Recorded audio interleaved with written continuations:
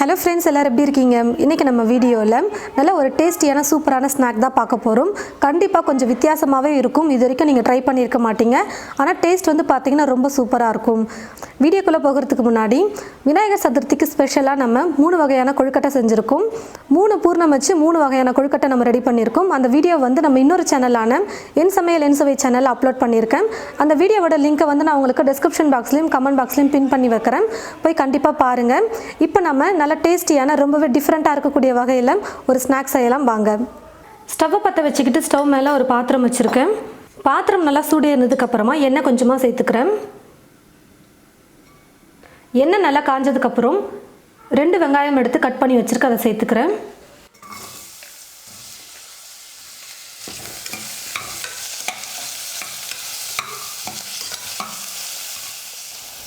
வெங்காயம் ஓரளவுக்கு நல்லா வதங்கினதுக்கப்புறமா ஒரு கைப்பிடி அளவுக்கு கோஸ் வந்து நான் கொஞ்சம் நீளமாக கட் பண்ணி எடுத்து வச்சுருக்கேன், அதை சேர்த்துக்கிறேன்.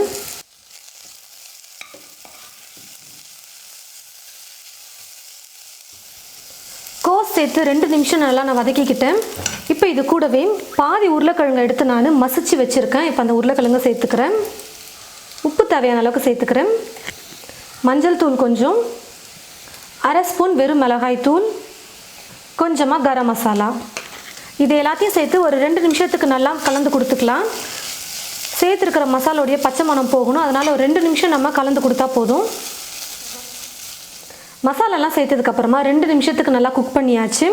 கடைசியாக இது கூட பொடியை நறுக்கிய கொத்தமல்லி கொஞ்சம் சேர்த்துட்டு ஸ்டவ் ஆஃப் பண்ணிக்கிறேன். 3 உருளைக்கிழங்கு எடுத்து வேக வச்சு மேலே இருக்கிற தோல் எடுத்துகிட்டு வச்சுருக்கேன். பாதி உருளைக்கிழங்கு வந்து நான் மசால் ரெடி பண்ண பாருங்கள், அதில் சேர்த்துட்டேன். மீதி 2 உருளைக்கிழங்கு தான் நான் இப்போ வச்சுருக்கேன். இந்த உருளைக்கிழங்கை காய் துருவுறதில் நல்லா துருவி எடுத்துக்கலாம். பாருங்கள் ஃப்ரெண்ட்ஸ், எடுத்திருந்த உருளைக்கிழங்கு நல்லா துருவி எடுத்துக்கிட்டேன். இப்போ இது கூட அரிசி மாவு சேர்த்துக்க போகிறேன். இந்த கப்போட சைஸ் வந்து பார்த்தீங்கன்னா 125 மில்லி சைஸ் தான் இருக்குது. இந்த கப் ஃபுல்லாக நான் வந்து அரிசி மாவை சேர்த்துக்கிறேன். மாவோட வெயிட் வந்து பார்த்தீங்கன்னா ஒரு 75 கிராம் இருக்கும். உப்பு தேவையான அளவுக்கு சேர்த்துக்கிறேன். எல்லாத்தையும் சேர்த்து நல்லா மிக்ஸ் பண்ணிக்கலாம். உருளைக்கிழங்குலே ஈரப்பதம் இருக்கிறதுனால தண்ணி சேர்க்காமல் முதல்ல மிக்ஸ் பண்ணிக்கலாம்.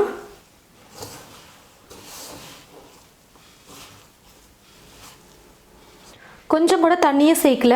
உருளைக்கிழங்கை வேக வச்சதுனால அதில் இருந்த ஈரப்பதமே கரெக்டாக இருந்தது. பாருங்கள், நல்லா கொஞ்சம் கெட்டியாக இருக்கிற மாதிரி மாவை மிக்ஸ் பண்ணி எடுத்தாச்சு. நான் எடுத்திருந்த உருளைக்கிழங்குக்கு நான் எடுத்த மாவு கரெக்டாக இருந்தது. நீங்கள் வந்து 2 உருளைக்கிழங்கு இல்லை 2.5 உருளைக்கிழங்கு நீங்கள் போட்டு மாவு போட்டு மிக்ஸ் பண்ணி பாருங்கள். ரொம்ப இலக்கமாக இருக்கிற மாதிரி இருந்தால் 2லிருந்து 3 ஸ்பூன் அளவுக்கு நீங்கள் அரிசி மாவு சேர்த்து கூட நீங்கள் மிக்ஸ் பண்ணிக்கலாம். நம்ம எடுக்கிற உருளைக்கிழங்கு பொறுத்து அரிசி மாவை சேர்த்துக்கணும். பாருங்கள், இந்த மாதிரி கொஞ்சம் சாஃப்டாக இருக்கிற மாதிரி மாவை மிக்ஸ் பண்ணி எடுத்துக்கோங்க. கையில் கொஞ்சமாக எண்ணெயை வந்து அப்ளை பண்ணிக்கிட்டு நம்ம மாவை கொஞ்சம் கொஞ்சமாக எடுத்து நம்ம உருண்டை பண்ணிக்கலாம். நல்லா உருண்டை பண்ணதுக்கப்புறமா நம்ம கொழுக்கட்டை செய்கிறதுக்கு உருண்டையாக பண்ணுவோம் பாருங்கள், உருண்டை கொழுக்கட்டை. அந்த மாதிரி மாவை இப்படி கையை வச்சு ப்ரெஸ் பண்ணிக்கோங்க லைட்டாக. வெளியில் இருக்கிற லேயர் வந்து ரொம்ப மொத்தமாக இருக்க வேணாம், ஓரளவுக்கு கொஞ்சம் மொத்தமாக இருக்கிற மாதிரி பார்த்துக்கோங்க. இந்த மாதிரி செஞ்சதுக்கப்புறமா நம்ம ரெடி பண்ணியிருக்கிற இந்த மசாலா எடுத்து உள்ளே வச்சுக்கலாம்.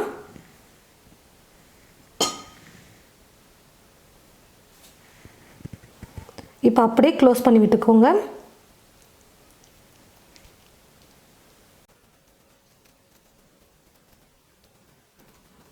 கொஞ்சம் கூட மசால் வந்து வெளியிலே வராத மாதிரி நல்லா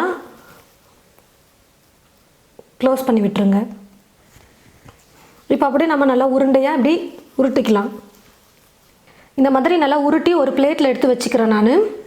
உங்களுக்கு எந்த அளவுக்கு உருண்டை பெருசாக வேணுமோ அந்த அளவுக்கு நீங்கள் மாவு எடுத்துக்கோங்க.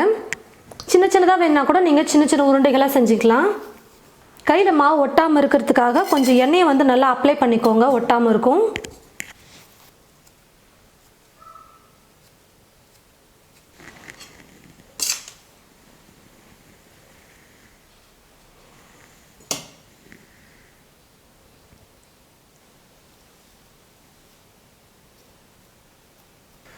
இந்த மாதிரி பெருசாகவும் நீங்கள் உருட்டி எடுத்துக்கலாம், இல்லை இந்த மாதிரி சின்ன சின்னதாக வேணாலும் நீங்கள் உருட்டி எடுத்துக்கலாம். இப்போ இருக்கிற எல்லா மாவையும் நான் ரவுண்டாக உருட்டி எடுத்துக்கிறேன். மசால் ஸ்டஃப் பண்ணி எல்லாத்தையும் இந்த மாதிரி ஒரு பிளேட்டில் ரெடி பண்ணி வச்சுக்கிட்டோம்னா குக் பண்ணுறதுக்கு ரொம்ப ஈஸியாக இருக்கும்.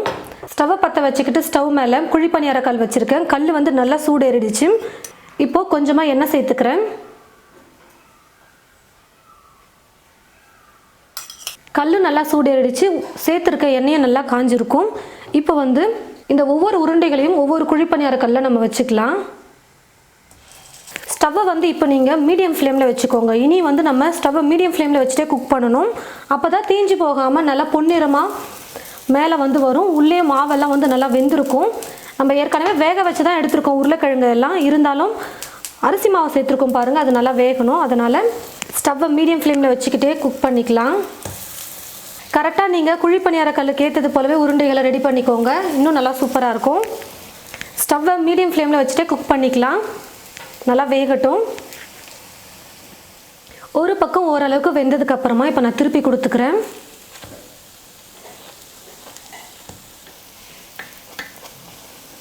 ஒரு ரெண்டு மூணு முறை கூட நம்ம திருப்பி கொடுத்துக்கலாம். ஆனால் அப்படியே ஒரே பக்கம் விட்டுறாதீங்க, தீஞ்சிற போது. ரெண்டு பக்கமும் வேக வச்சு எடுத்தாச்சு. இப்போ இந்த சைட்லலாம் வந்து பார்த்தீங்கன்னா கொஞ்சம் மாவு அப்படியே பச்சையாக இருக்குது. அது வந்து இந்த மாதிரி கொஞ்சம் திருப்பி கொடுத்துக்கலாம். எல்லா சைடும் ஒரு நிமிஷம் நம்ம குக் பண்ணோம்னாலே போதும், நல்லா சூப்பராக வெந்து வந்துடும். உருளைக்கிழங்கு வந்து நம்ம வேக வச்சு தான் செஞ்சுருக்கோம். இருந்தாலும் அரிசி மாவு சேர்த்துருக்கிறதுனால கொஞ்சம் வேகணும். அதனால் கொஞ்சம் நேரம் நல்லா குக் பண்ணிக்கலாம். இதே மாதிரி எல்லா பக்கமும் திருப்பி கொடுத்து நான் குக் பண்ணி எடுத்துக்கிறேன். பாருங்கள் ஃப்ரெண்ட்ஸ், எல்லா பக்கமும் நல்லா வேக வச்சு எடுத்துக்கிட்டேன். நல்லா லைட்டாக கலரும் மாறி வந்துருச்சு. மாவும் நல்லா வெந்து வந்திருக்கும். இப்போ நான் ஸ்டவ் ஆஃப் பண்ணிக்கிறேன். எல்லாத்தையும் எடுத்து ஒரு பிளேட்டில் வச்சுக்கலாம்.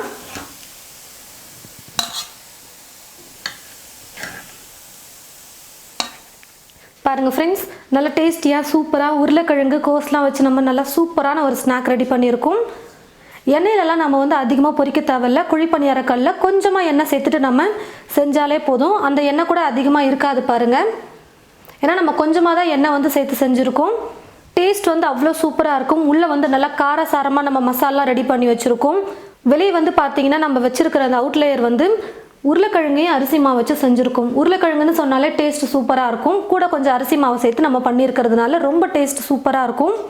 மேலே மட்டும் கொஞ்சம் அரிசி மாவு சேர்த்து நம்ம மாவு ரெடி பண்ணியிருக்கிறதுனால கொஞ்சம் நேரம் வேக விட்டு எடுங்க. ஸ்நாக் வந்து நல்லா சூப்பராக ரெடி ஆகிடும். ஈவினிங் டைமில் நல்லா சூடாக இந்த மாதிரி செஞ்சு கொடுத்து பாருங்கள். வீட்டில் இருக்கிறவங்களுக்கு ரொம்பவே லைக் பண்ணி சாப்பிடுவாங்க. அதுவும் எப்பவும் ஒரே மாதிரி ஸ்நாக்ஸ் செய்யாமல் கொஞ்சம் டிஃப்ரெண்ட்டாக செஞ்சு கொடுக்கும்பொழுது வீட்டில் இருக்கிறவங்களும் ரொம்ப லைக் பண்ணி சாப்பிடுவாங்க. ரொம்ப சூப்பராக வந்திருக்கு. ரொம்ப சூடாக இருக்குது. நல்லா வெந்து வந்துருச்சு. உள்ளேயும் மசாலாம் பாருங்கள், நல்லா பார்க்கவே எவ்வளோ சூப்பராக இருக்குது. நீங்களும் இது போல் இந்த ஸ்நாக் ட்ரை பண்ணி பார்த்துட்டு எப்படி இருக்குன்னு மறக்காமல் கமெண்ட் பாக்ஸில் வந்து கமெண்ட் பண்ணுங்கள். இந்த வீடியோவை மற்றவங்களுக்கும் ஷேர் பண்ணுங்கள். இது போல் நிறைய ரெசிபீஸ் பார்க்க தமிழ் ஃபுட் மசாலா சேனலை மறக்காமல் சப்ஸ்கிரைப் பண்ணிக்கோங்க. கூடவே பக்கத்தில் இருக்கிற பெல் ஐக்கானை கிளிக் பண்ண மறந்துடாதீங்க. தேங்க்யூ.